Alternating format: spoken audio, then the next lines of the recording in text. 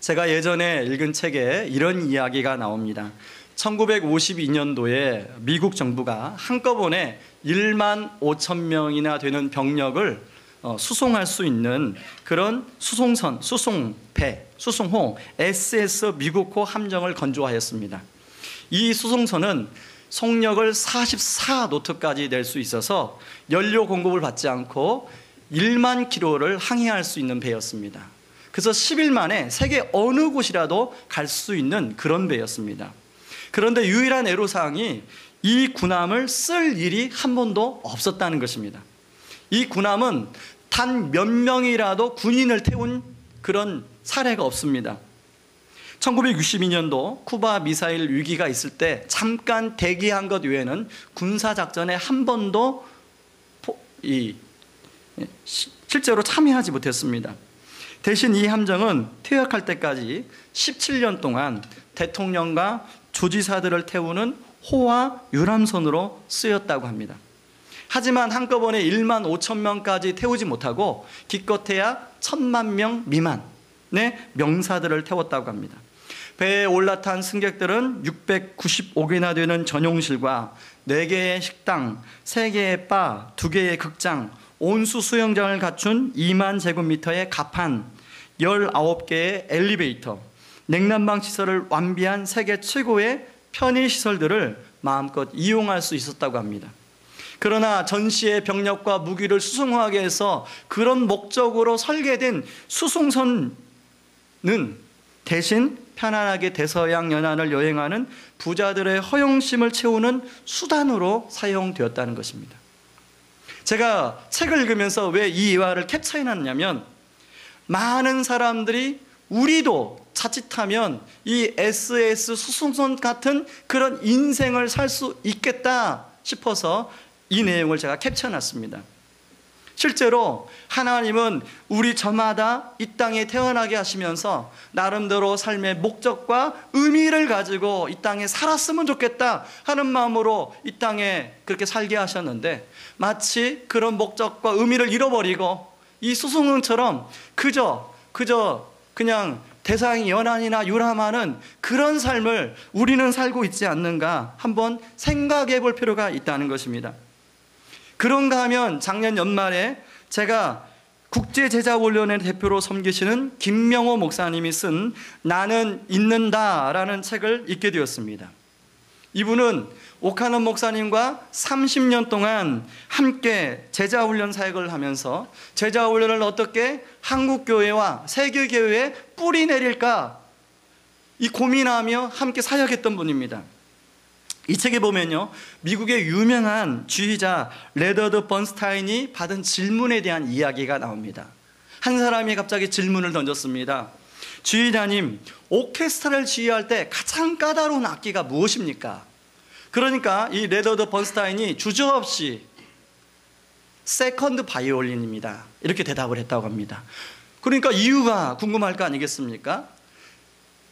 퍼스트 바이올린은 누구나 열정과 관심을 가지고 그 악기를 연주하지만, 세컨드 바이올린은 퍼스트 바이올린처럼 열정과 관심을 가지고 연주하는 사람이 그렇게 흔하지 않습니다.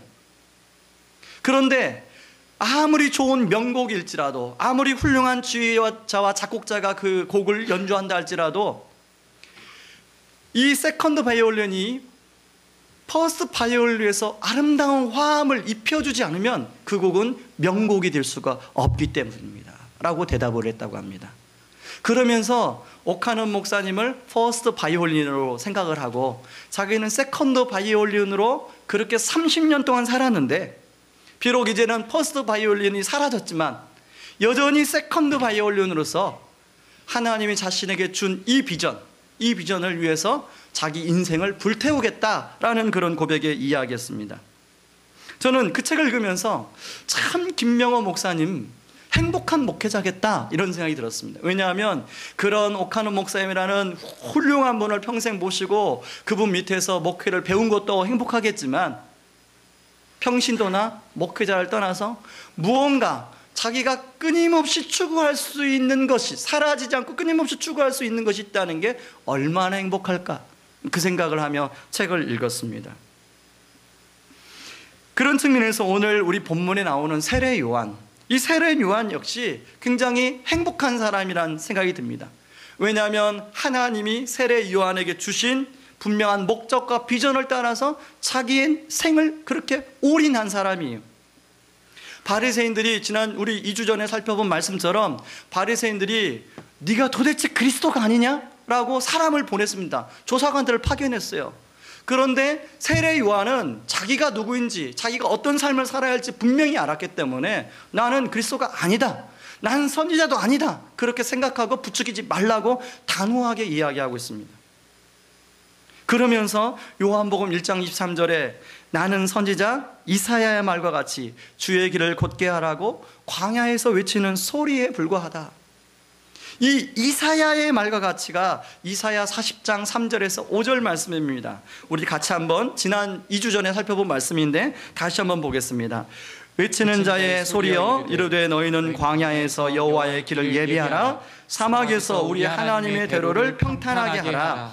골짜기마다 도두어지며 산마다 언덕마다 낮아지며 고르지 아니한 곳이 평탄하게 되며 험한 곳이 평지가 될 것이요 여호와의 영광이 나타나고 모든 육체가 그것을 함께 보리라. 이는 여호와의 입이 말씀하셨느니라. 이 세례 요한은 이 이사야 40장 3절 5절 말씀을 가슴에 품고 자신의 인생이 헷갈릴 때마다 이 말씀을 늘 생각하고 나는 여호와의 길을 예비하기 위해서, 나는 사람들, 골짜기 같은 사람들을 평탄케 하기 위해서, 나는 또 이 언덕 같은 사람들의 마음을 평탄케 위해서 그런 삶을 살게 한 사람이다라고 늘 생각하지 않았겠습니까? 그러니 아무리 사람들이 자기를 열광하고 부추긴다 할지라도 거기에 흔들리지 않아요. 대신 자기를 따라오는 그 제자들, 오늘 본문에 보면 이름이 한 명만 나오죠. 안드레. 또 한 명은 이 요한복음을 쓴 이 사도 요한이라고 이야기합니다. 자기를 따라오는 제자들마저도 내가 메시아가 아니라 저분이 메시아다, 저분을 따라가라. 그랬더니 안드레와 요한이 예수님을 따라갑니다. 이 안드레는 그 예수님을 만나고 자기 형 시몬에다 쫓아가요. 시몬, 내가 메시아를 만났어. 그리고 예수님이 이제 베드로가 예수님을 만나게 합니다. 뿐만 아니라 예수님이 오늘 빌립을 본문에서 만나고 있는데 44절에서 빌립은 안드레와 베드로와 한 동네 벳세다 사람이라는 것을 언급하고 있는데, 이것은 예수님이 직접 빌립을 만났지만 안드레와 베드로가 빌립을 만나도록 다리를 놓아줬다는 그걸 암시해주고 있습니다. 다시 말해서 세례 요한의 한 사람이 이 안드레까지 예수님을 만나도록, 아니 이 빌립까지 예수님을 만나도록 거기까지 영향력을 미치고 있다는 거예요. 근데 이 안드레가 또 어떻게 합니까? 자기 친구 나다나엘을 찾아가서 내가 메시아를 만났다, 내가 그 예수 그리스도를 만났다, 너도 만나면 좋겠다. 근데 나다나엘이 뭐라고 해요? 나사렛에서 선한 게 날 수 있느냐? 그런 선입견을 가지고 반대하는 그 나다나엘을 보고 예수님이 네가 무화과 나무 아래에 있을 때 내가 너를 보았다.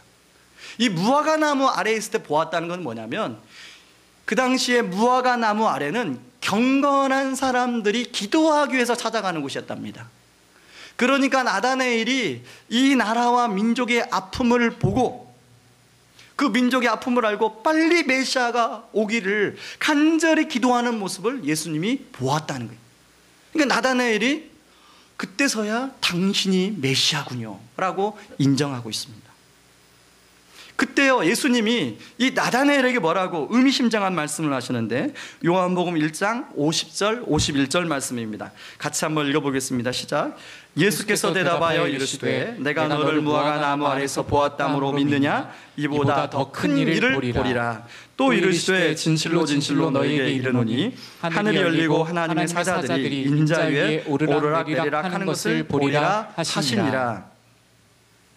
여기 요한복음 1장 51절에 보면 너희에게 이르노니, 이건 나다나엘 한 사람한테만 한 얘기가 아니라 거기 있는 제자들에게 다 한 이야기라는 것입니다.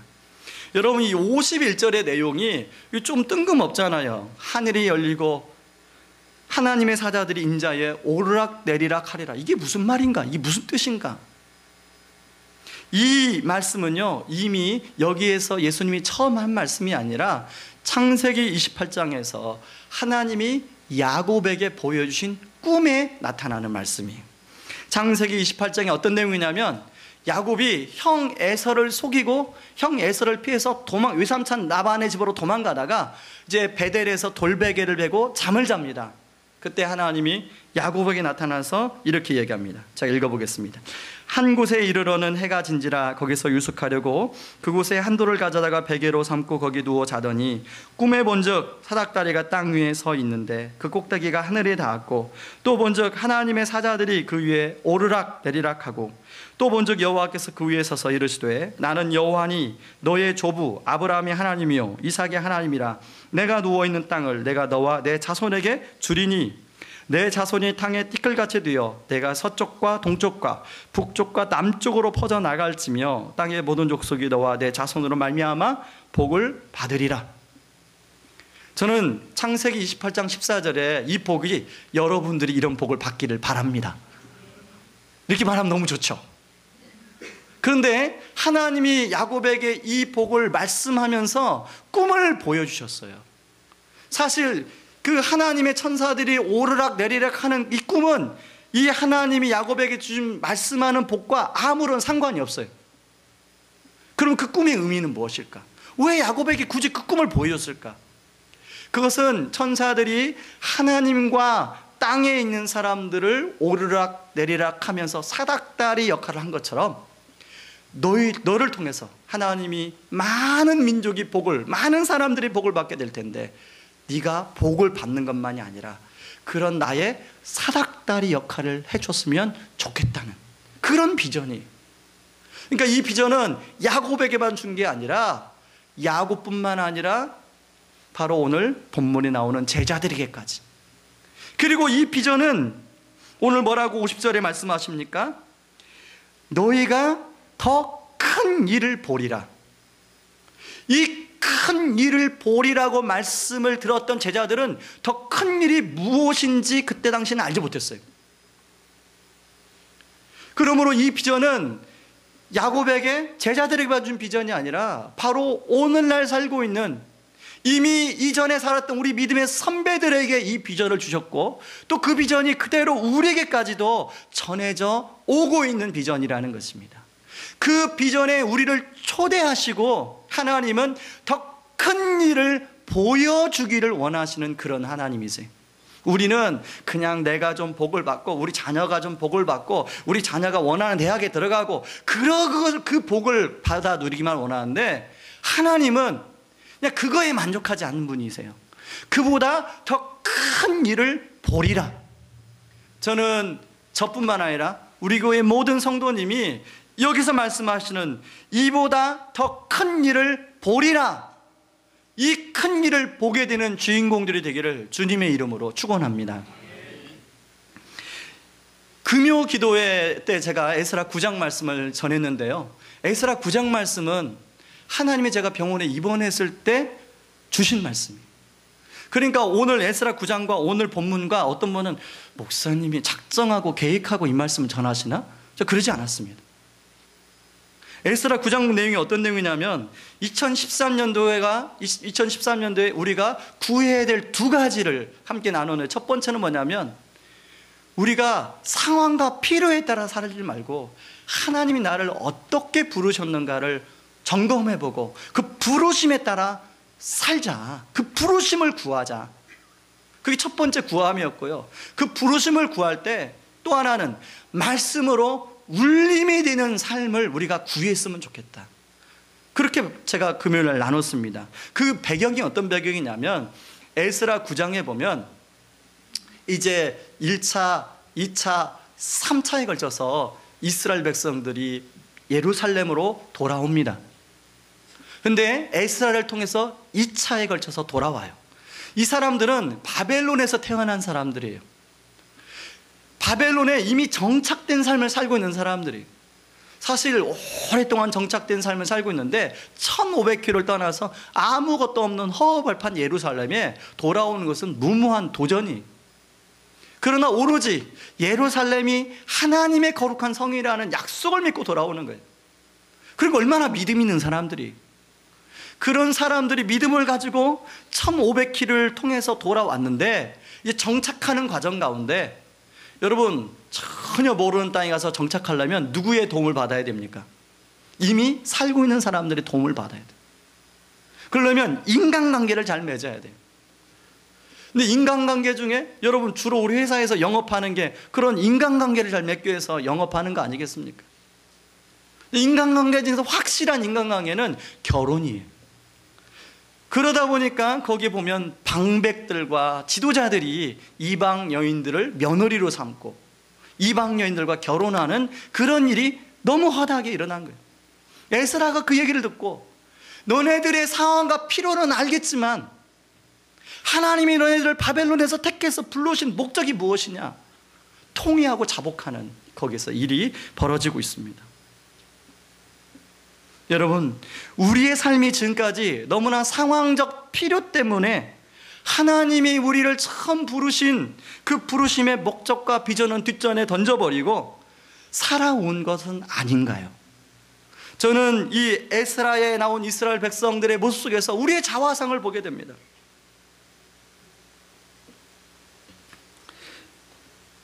그래서 더 이상 상황의 필요와 어떤 그 여건을 따라 살아가는 존재가 아니라 지으신 목적이 무엇인가를 다시 점검하고 이 시점에서 그 목적대로 살아가는 것만큼 의미 있고 행복한 것이 없다는 것이 하나님의 말씀의 요지예요. 그러므로 우리가 어떤 분은 그런 분이 계실 수 있어요. 목사님 살아보세요. 목사님 사업을 좀 해보세요. 얼마나 치열한지 아십니까? 직장생활 얼마나 치열한지 아십니까? 근데 뭐 삶의 목적이요? 비전이요? 그런 거 그만 좀 이야기하세요. 그렇게 생각하는 분이 계실지 모르겠어요. 왜 제가 그렇게 말씀드리냐면 저는 말씀을 준비할 때마다 이 설교가 그냥 허공에 뜨는 설교가 되면 안 되니까 성도님들의 입장에서 생각해봐요.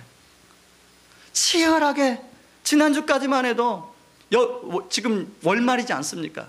뭔가 여기서 돈을 메꾸고 저기서 메꾸고 치열한 현장의 삶을 살다가 갑자기 주일날 와서 이런 설교 들으면 이런 생각할 수 있겠다.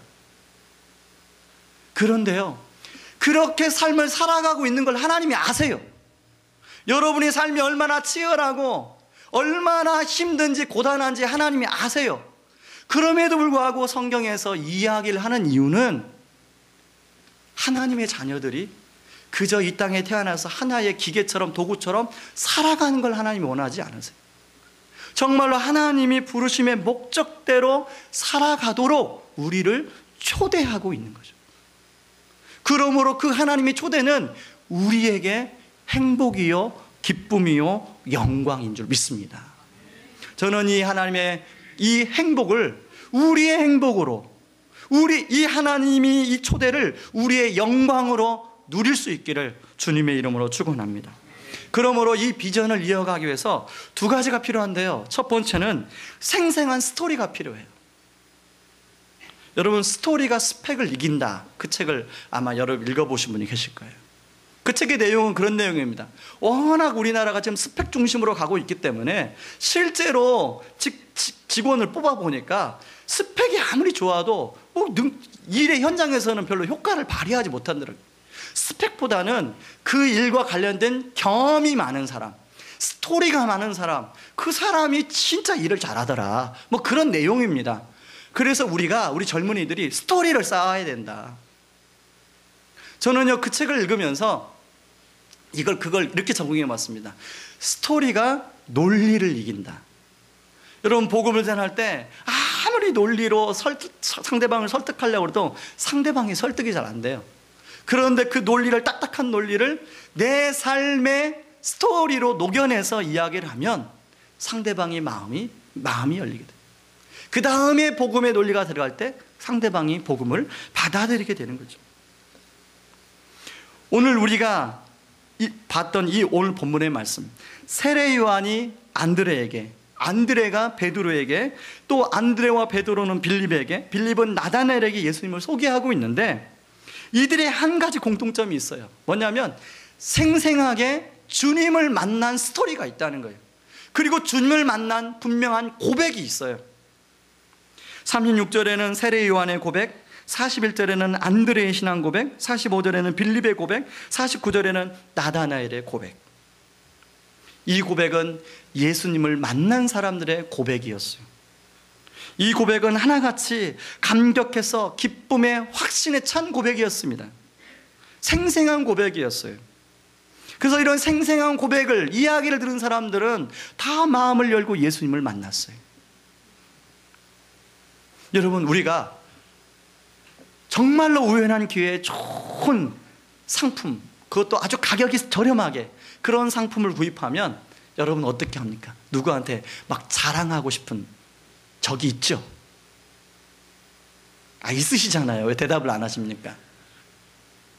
여러분, 복음은 그런 거예요. 내가 생생하게 주님을 만나면 내가 너무 기뻐서 그것을 이야기하고 싶은 거예요. 저는 이런 생생한 고백이 저와 우리 성도님들 안에 넘치기를 주님의 이름으로 축원합니다. 그런데 오랫동안 신앙생활을 했던 사람들, 제가 이제 제자 훈련을 이렇게 인터뷰하면서 질문할 때 이런 생생한 주님 만난 스토리가 있느냐 물어보면 없음. 예수님을 믿기 전에 내가 어떤 삶을 살았고, 어떻게 예수님을 만났고, 예수님 믿고 난 후에 내 삶이 어떻게 변화되었는가, A4 한 장으로 요약해서 제출을 하라고 하면 제출을 잘 못해요. 왜냐하면 한 번도 그렇게 자기의 삶을 서술해 본 적이 없어요. 예수님을 중심으로 자신의 삶을 서술해 본 적이 없어요. 어떤 분은 또 간증하라고 하면 생생한, 정말로 교통사고 나다가 거기서 우연히 어떻게 하나님의 도우심으로 살아난 이런 생생한 체험이 있는 사람이 있는가 하면 그런 생생한 체험이 없는 사람이 있어요. 모태신앙으로 그냥 살다가 어떻게 해서 엄마 눈치 보다가 교회 다니다가 예수님 믿게 된 거예요. 그래서 이런 분들은 나도 저 집사님처럼 교통사고 80km로 가다가 딱 부딪혀서 거기서 막 죽으려고 하는 순간에 예수님 만나고 살아나야 되는데, 그런 경험이 있어요. 막 사모해요, 그런 경험을. 교통사고 당하면 안 되잖아요. 여러분, 그런 경험 암사모해도 됩니다. 하나님이 만나주는 게 다 달라요. 어떤 사람은 그렇게 극적으로 만나주는 분도 있고, 어떤 사람은 그런 극적으로 안 만나주시는 분도 계세요. 중요한 것은 내가 예수 믿기 전과 예수 믿고 난 후가 얼마나 바뀌었느냐, 변화되었느냐, 이것이 중요한 것이지, 얼마나 극적으로 만나느냐, 얼마나 극적으로 만나지 않느냐, 이건 중요한 게 아니라는 거죠. 여러분 안에 예수 믿기 전과 예수 믿은 후에 분명한 변화의 스토리, 이 생생한 스토리가 있기를 바랍니다. 그리고 그런 변화의 스토리를 통해서 분명한 신앙 고백, 예수 그리스도가 진짜 주님이시군요. 이제까지는 돈이 주님인 줄 알았고, 이제까지는 좋은 의사 취직하는 게 주님인 줄 알았는데 진짜 예수님이 주님이시군요. 이런 생생한 고백이 여러분 안에 있기를 바랍니다.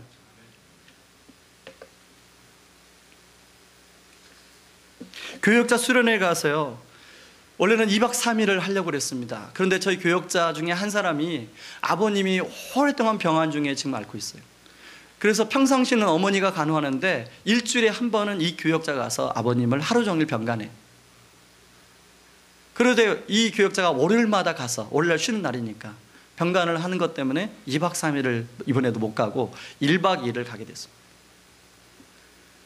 1박 2일 교역자 수련회는 참 알차게 많은 이야기를 나누고 또 같이 기도하고 그런 시간을 보냈는데, 그 중에 나눈 대화 중에 제가 그런 질문을 던졌습니다. 우리들의 삶에 복음의 증거가 얼마나 있는가? 내가 예수님 만나고 내가 복음을 경험하고 내 안에 변화된 이야기가 있고, 그리고 내가 복음을 누구에게 전해서 그 사람이 변화된 그런 증거들이 얼마나 있는가? 사실은 사역자에게 너무나 쉬운 질문이기도 하지만 도전적인 질문이에요. 왜 그런 질문을 던졌냐면, 제 주변에 제가 알고 있는 사역자들 보니까 어떤 사역자는 그런 증거들이 있는데 어떤 사역자는 그런 증거들이 없어요.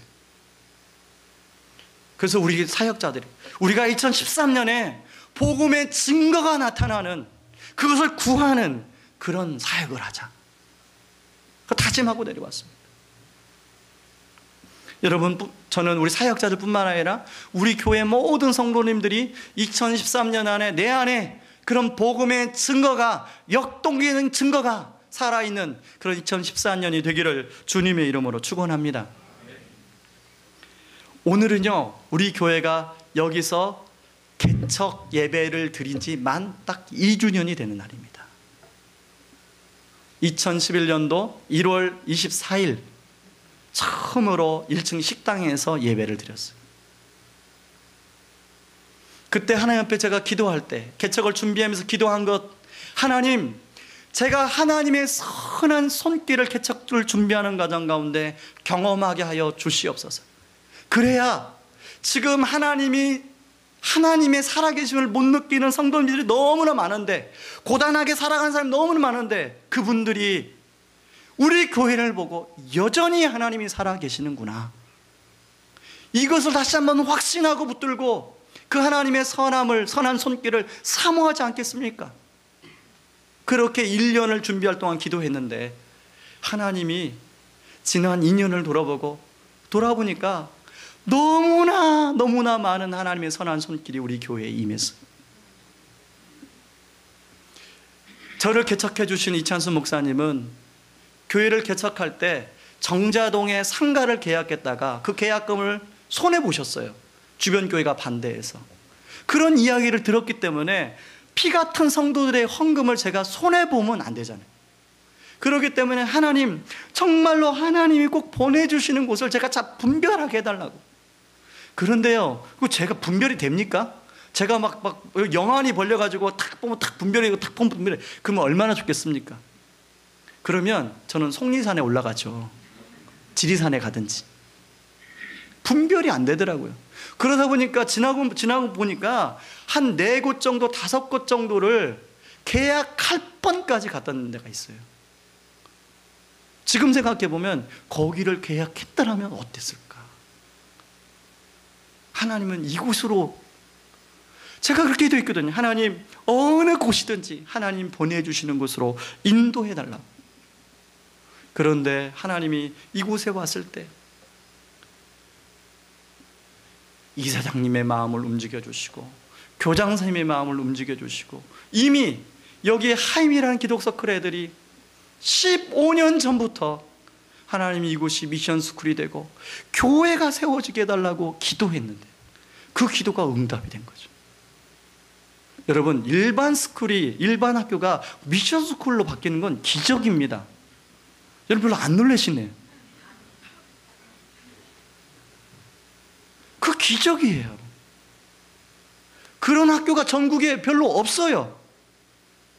모르겠어요. 제가 알고 있는 학교 딱 하나 있는데 그 학교는 미션스쿨로 바뀌었지만 교회는 세워지지 않았어요. 그런데 이렇게 미션스쿨로 바뀌고 교회가 세워진 교회는 딱 하나밖에, 제가 알고는 하나밖에 없어요. 기적이에요. 하나님이 우리의 기도에 응답하신 거예요. 여러분 집에 앉아있는 이곳은요 2010년 4월까지 동네 교회에서 예배를 드렸던 곳이에요. 근데 감사하게도 그분들이 다른 곳으로 예배 처소를 찾아서 본인들이 나가셨어요. 만약 그분들이 지금도 예배를 드리고 있으면 우리 여기 못 들어옵니다. 그거 역시도 기적이에요. 마치 바둑판을 다 펼쳐놓으시고 마치 짜집기와 하듯 하나님께서 이곳으로 의왕우리교를 인도하신 것이란 생각이 많이 듭니다. 뿐만 아니에요. 교회를 개척하고 지난 2년 동안 우리 성도님들의 가정 안에 일어난 그 간증만 해도 책 한 권이 나올 거예요. 책 한 권. 여러분, 최근입니다. 어제 저녁에요, 제가 청년부 사역자에게 문자를 하나 받았어요.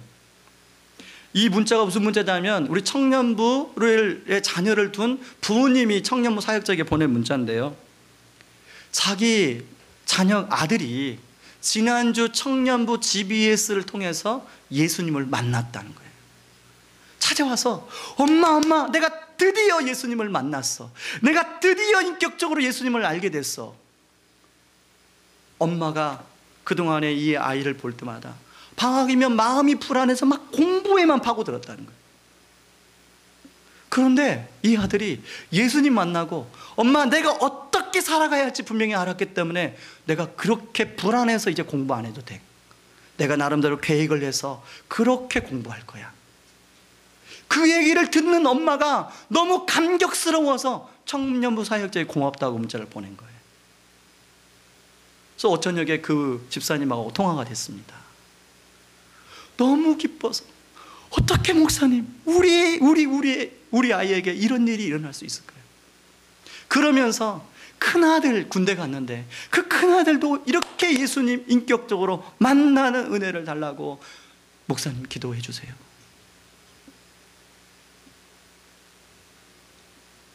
그런가 하면요, 지난주에요 들은 얘기예요.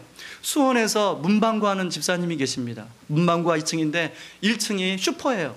불이 났어요. 이런 문방구는 화방 이런 도구가 많기 때문에 다 기름으로 만들지 않습니까? 그게 불이 붙으면 펑펑 터진대요. 그런데 감사하게도 2층까지 올라오기 전에 불이 진압이 됐어요. 그래도 그을렸겠죠. 나름대로 인테리어하고 이제 문을 열었는데 이제는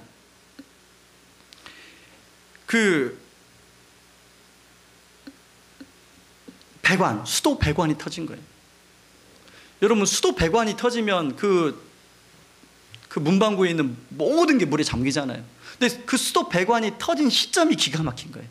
남편이 문을 탁 닫으려는 시점에 컬컬컬컬 소리가 들리더래요. 만약에 문을 탁 닫고 10분 후에 배관이 터졌으면 그 문방구의 모든 문방구는 다 물에 젖은 거죠. 근데 문을 탁 닫자마자 콸콸콸 터지더래요. 바로 조치를 했다는 거예요. 그런데 이 집사님 고백하는 게 참 우리 하나님 멋지시군요. 불 가운데서도 지켜주시고 물 가운데서도 지켜주신 하나님이시군요. 할렐루야. 그러면서 가족들하고 이렇게 관계들이 서로 막 서먹서먹했는데 이 일로 인해서 가족들끼리 더 하나가 되는 그런 계기가 되었다는 것입니다. 저는 2013년 모든 우리 성도님들의 가정 안에 이런 하나님의 선한 생생한 그 손길과 스토리가 넘치기를 주님의 이름으로 축원합니다. 두 번째는 비전에 대한 확신과 열정입니다. 요한복음 1장 51절 말씀을 같이 한번 읽어보겠습니다. 시작. 또 이르시되 진실로 진실로 너희에게 이르노니 하늘이 열리고 하나님의 사자들이 인자 위에 오르락 내리락 하는 것을 보리라 하시니라. 여러분, 여기 진실로 진실로라는 것은 요한복음에 밖에 나오지 않는 말이에요. 요한복음에만 25번 나오는 말인데요, 쉬운 말로는 아멘 아멘 이런 뜻이에요. 예수님은 제자들을 통해서 사람들이 하나님을 믿고 이 제자들이 하나님의 사닥다리가 될 것을 중요하게 이야기하고 있는 거예요.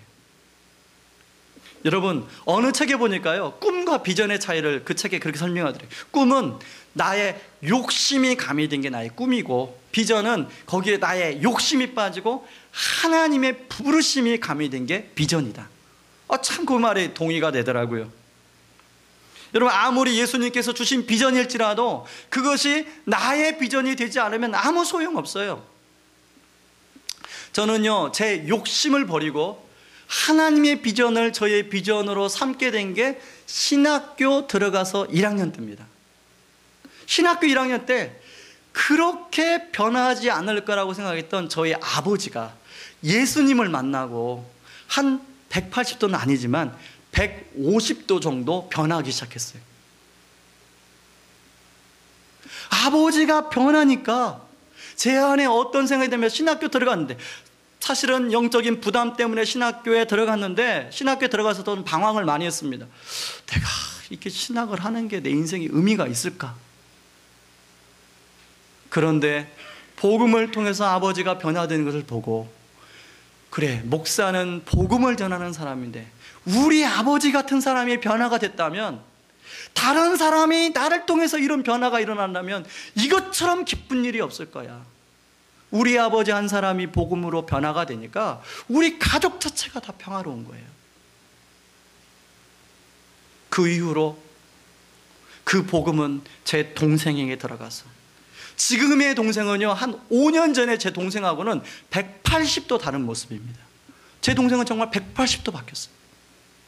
전혀 다른 사람이 됐어요. 저희 집에 믿음이 가장 저보다 좋아요. 제 동생이. 로마서 1장 16절, 내가 복음을 부끄러워하지 아니하노니 이 복음은 모든 믿는 자에게 구원을 주시는 하나님의 능력이 됨이라. 여러분, 복음이 하나님의 능력이 되는 줄 믿으시기 바랍니다. 아무것도 변화시킬 수 없는 사람을 복음이 그 사람을 변화시킬 줄 믿습니다. 세례 요한은요, 이 복음의 능력을 알았어요.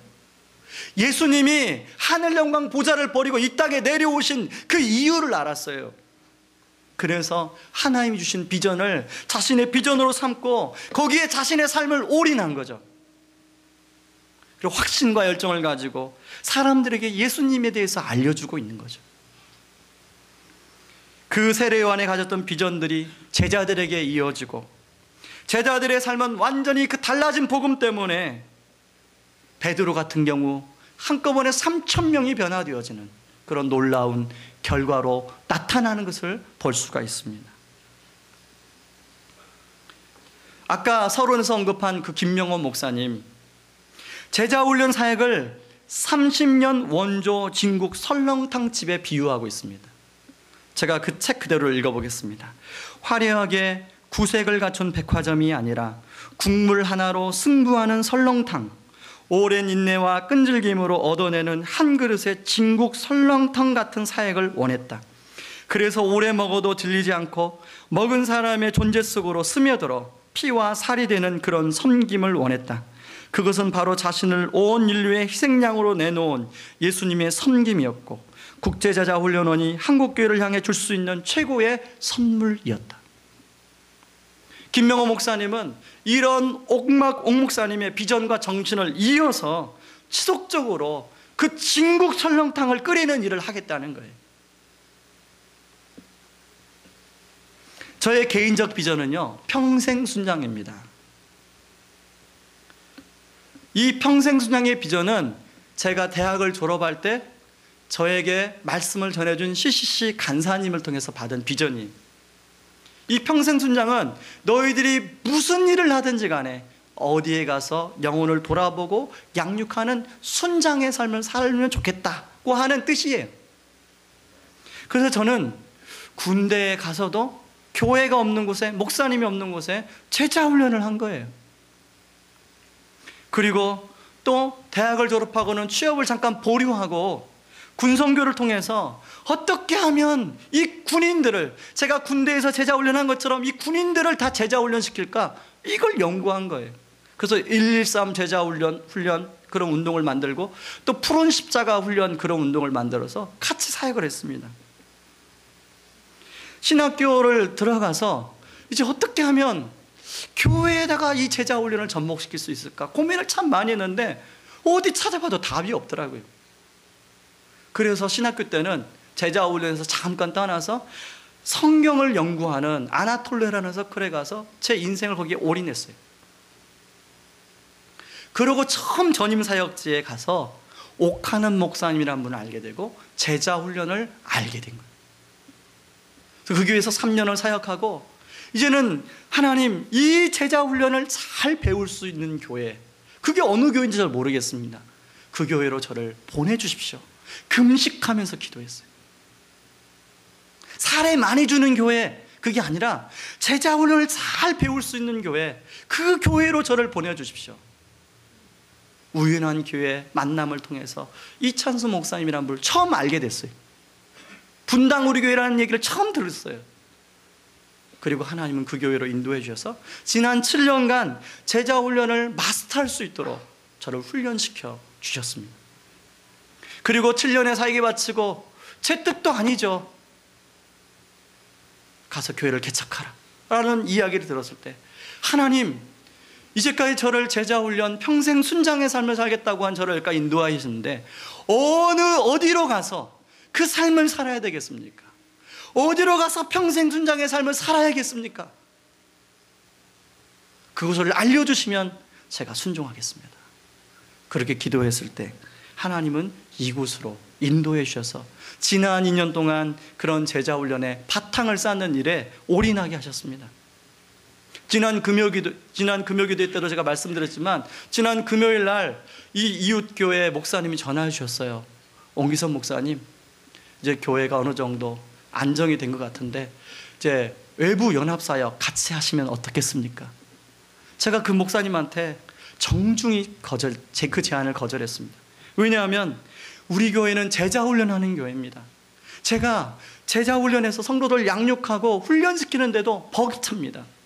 외부에 선배님들 만나면 참 많은 것들을 배우겠지만 거기에 여력을 쏟을 시간이 없습니다. 죄송합니다. 물론 그분한테 그렇게 이야기는 했지만요, 여러분, 제가 예를 들어서 부활절 연합예배 그런 데 가서 얼굴 내밀고 이렇게 이제 어떤 뭐 순서를 맞잖아요. 그럼 누가 피곤한지 아십니까? 우리 성도님들이 피곤해요. 그런 사역은 본질적인 사역이 아니에요. 정말로 집중해야 될 사역에 우리가 집중해야 되는 거죠. 우리 교회를 이끌어가는 2개의 성경 구절이 있는데요, 북카페에 가면 그걸 제가 써놨습니다. 영어로 써놔가지고 한글로 바꿀 걸. 이사야 60장 22절, 그 작은 자가 1000명을 이루겠고 그 약한 자가 강국을 이룰 것이라. 때가 되면 나 여호와가 속히 이루리라. 여기 1000명과 강국의 포인트가 있는 게 아니에요. 작은 자와 약한 자의 포인트가 있습니다.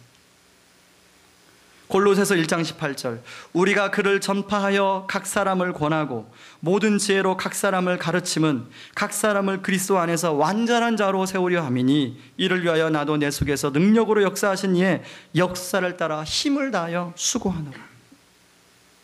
이 두 성경 구절이 우리 교회를 견인해 나가는 성경 구절이에요. 저는 이 두 말씀을 자주 붙들고 기도합니다.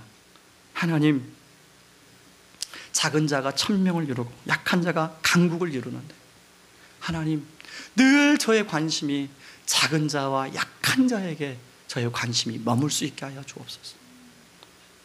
하나님, 사도 바울은 한 사람 한 사람을 그리스도 안에서 온전케 세우는 게 거기에 온 힘을 다하겠다고 했는데 저도 그런 사역 할 수 있게 해주세요.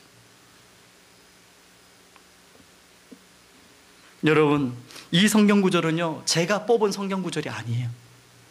이미 우리 선배 옥하는 목사님이 이 한국교회, 무너져가는 한국교회를 어떻게 쇄신하고 새로운 패러다임으로 바꿀 것인가를 고민하면서 제자훈련을 만들면서 뽑아낸 말씀이에요. 여러분, 우리 성도님들이 아직 이런 비전이 없다면 담임 목사가 가진 비전, 평생 순장의 비전을 여러분의 비전으로 삼으시기 바랍니다. 그래서 주님 오실 때까지 한 영혼을 주님 안에서 온전히 세워가고 그 영혼이 회복되어서 그 영혼을 통해서 또 다른 영적 재생산이 일어나고 그래서 하나님 나라가 확장이 되는 이 일에 우리가 함께 동참하여 하나님께 영광 돌리는 우리 교회 되기를 주님의 이름으로 축원합니다. 이 시간에 같이 찬양